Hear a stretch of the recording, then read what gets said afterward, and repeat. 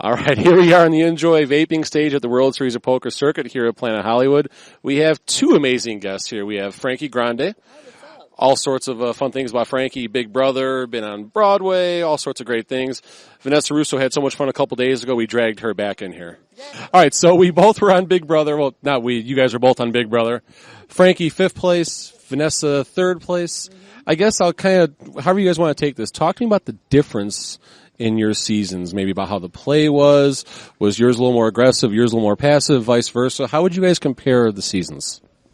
I was just going to say, I just think that it was interesting because on my season there was a lot of, the house was divided, I think, in my opinion, between people that knew, about half the house knew what was going on and was really playing the game really, really hard, and the other half of the game was completely oblivious and had absolutely no idea what was happening. Whereas I feel like on your season, it was almost like there were a couple people that were in control, but everyone knew what was going on the whole time, in a weird way. At home, we definitely did, at least. For sure. And yeah, that's tricky. That's the thing. When you're watching, you think that, it's so easy to, know what's going on. It's actually really hard when you're in the house. But I would say we had a really strategic season. Something else that I think is, a big difference between his season and mine would be, in your season, were there a lot of, dominant strategic females? No. And whereas in mine we had, no. In my season we actually had quite a few strong females. Yeah. We had Shelley, we had Audrey, we had Liz. Obviously I would hope to be included among that group. So I would say the female contingent was pretty strong this year. You guys had more of a strong guy crew. Yeah, we really did. And also all of our strategists were male. I think on my season, I think it was basically me and Derek and was there anyone else? Did anyone else play the game on my season? Let's see who else. Strategy-wise? Zach was late to the party, in my opinion. Zach never strategized at all. He was just crazy and wanted his strategy was to create chaos, which I guess if that's considered a strategy, then yes, he was a great strategician. Cody had a good social strategy. He had a really great social game. Yes. Him and Derek working together really worked because you had Derek sort of pulling the puppet strings and then Cody out there playing the social game, getting everyone on board with whatever the plan was for that week, which was great. It really worked. Yeah. So, I think Derek used Cody beautifully. Right. So on the subject of that, I guess, and maybe more of a fan question from my perspective, how dumb was it that Cody brought Derek to the finals? Do you mean that you gave away the game? Well, it would have been interesting. I don't necessarily think it would have been a unanimous vote for Cody if he had done that because, as painful as it would be to vote for Victoria, I really don't think Cody deserved to win the game. But if it was against Victoria, I think the jury would have voted for him. I'm pretty sure. No? It wouldn't have been unanimous. It would not have been unanimous. This was discussed. Yeah, okay. Well, you would know better than I. Yeah. But it's, I would say, it's funny. So, Steve, in my season, actually said he didn't want to be Cody. He literally didn't take me even though he was supposed to. Right. He likened sort of our relationship to he was the Cody and I was the Derek, and he didn't take me, and it totally sucked. I was like, I wish I had. That wasn't a 50K bubble. That was a 500K bubble. Yeah, it's all right. It's okay. Sorry. Also, that vote wasn't unanimous either. And it's very analogous, I think. I don't really think Liz did much, and her speech was horrible.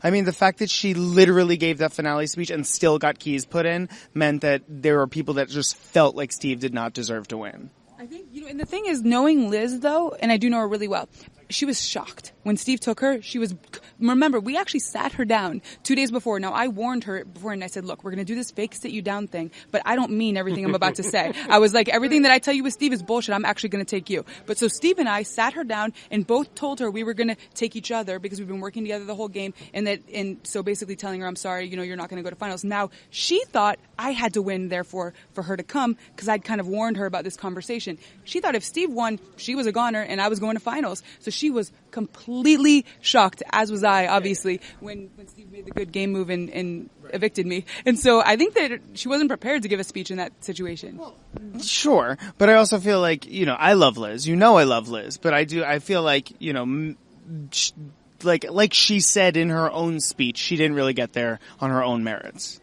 Do you think she did? I think she's underrated, actually. So I think that she's very bright, much brighter than people think. I think that her social game was masterful. The way she got the house, she literally, she made it tough for me. Obviously, it was better for my game if Julia stayed in the house rather than her when the twins were on the block. Her social game was so good, it was going to sort of like hurt me political capital-wise if I made the push to evict Liz and keep Julia, because she ran such a good game getting everyone on board with letting the twins choose which girl should stay. And they get that was a great move. Not to mention surviving the twin twist, great move. Not to mention surviving being in a showmance all the way till Final Five. Yeah. Not to mention, she made a lot of moves.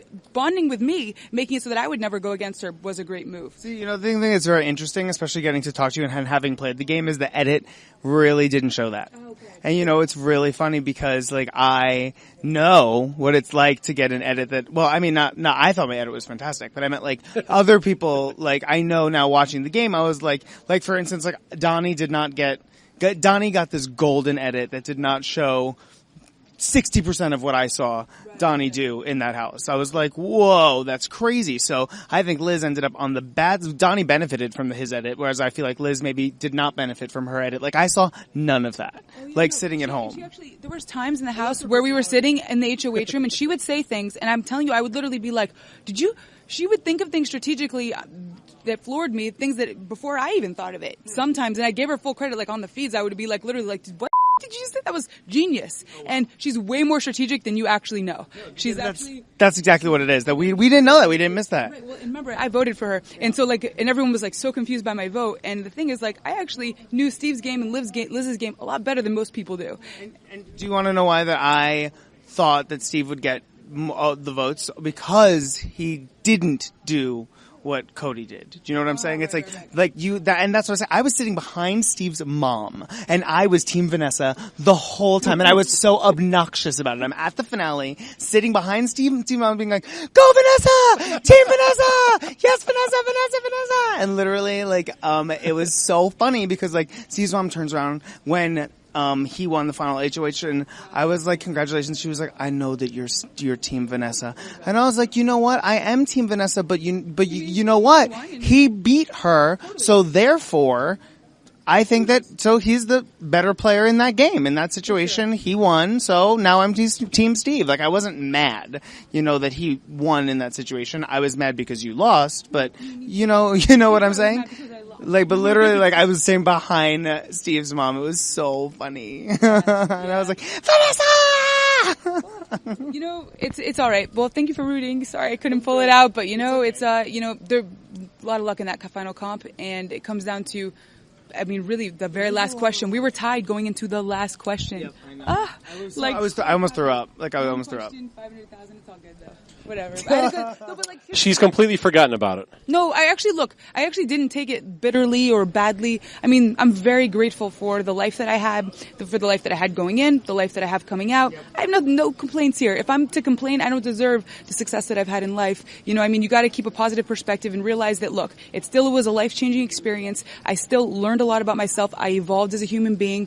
This is going to change Steve's life. Good for Steve. It wasn't my day in the sun. That's okay. I'll be there again. There we go. So one question, I guess, about the diary room. That's always very interesting. And I guess in the beginning, everyone seems kind of timid. Then you loosen up as it goes on. So I guess as you guys go into the diary rooms from the first couple weeks to halfway through the season to the end, what does that feel like, and how do your emotions change as you're going through that?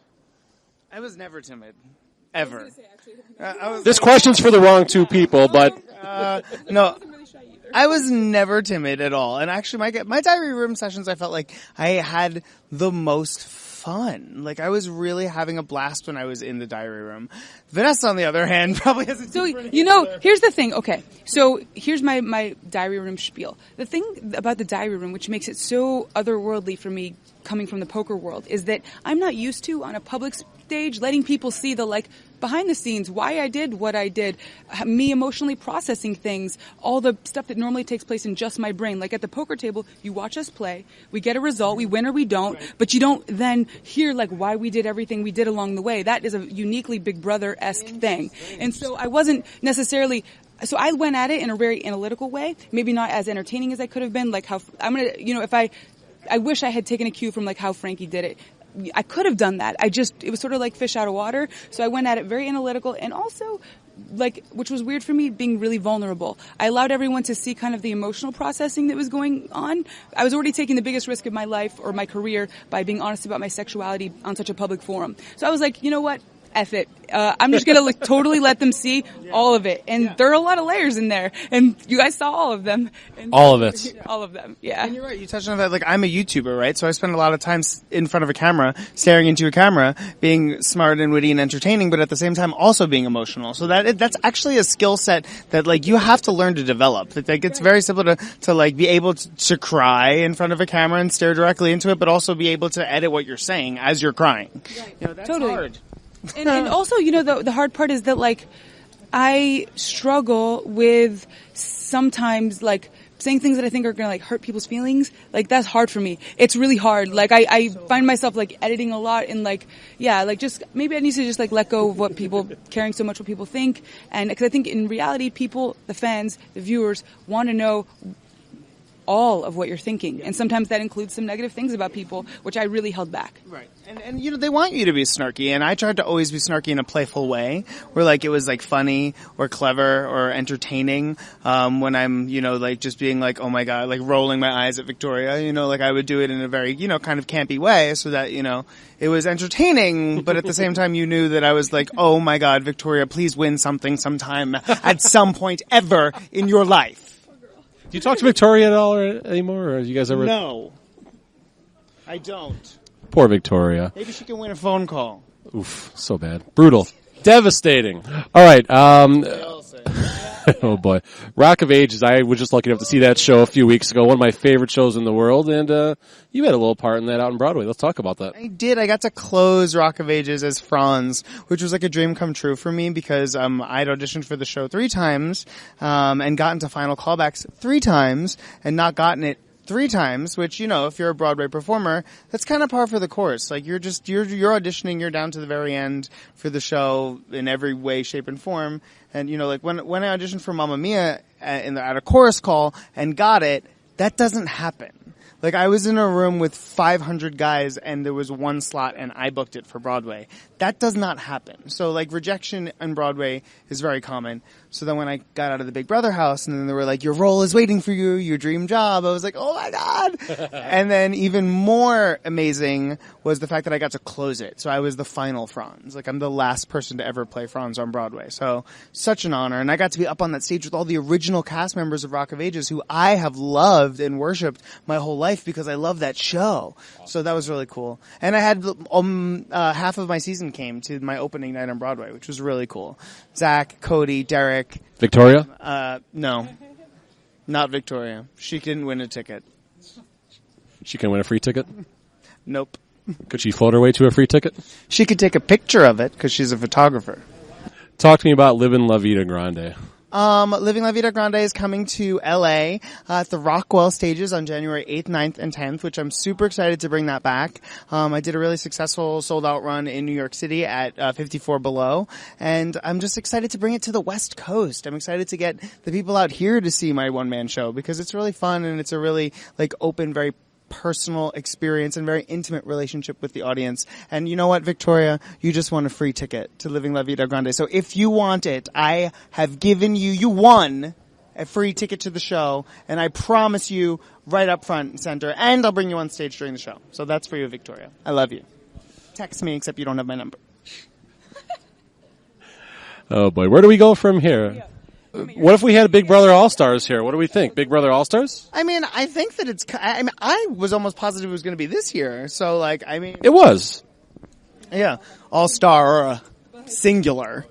I'm sorry, but I was, as an avid watcher of your season, you were by far the best player. By far the greatest player. And I called the final 3 6 weeks before the end of the show on People.com. Was that before we met? Before the whole thing? Wow. 6 weeks before the final 3, I called it. So For those that watch the season, you guys know this. Like, so I won an excursion. Well, Liz won, and she decided to take me. And Liz and I went together to see Ariana Grande, and Frankie was our chaperone. And so we got to like spend the day with him, which was really cool. I was like so excited to meet him. And we all like hung out. We got to meet his sister. We did the whole thing. It was great.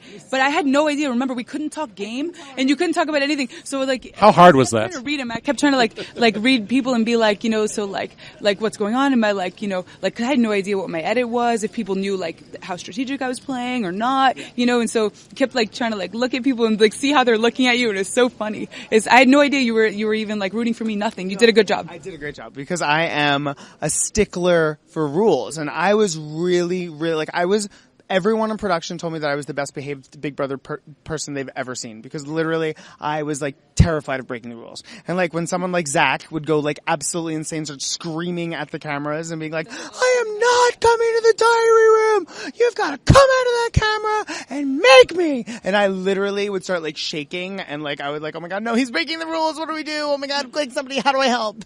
Like I was like, I am such a stickler for rules. For guys, usually it's easy. They don't even have to put on makeup. He's just crazy. I love him for his crazy, but he's absolutely insane. Certifiable, but he knows that.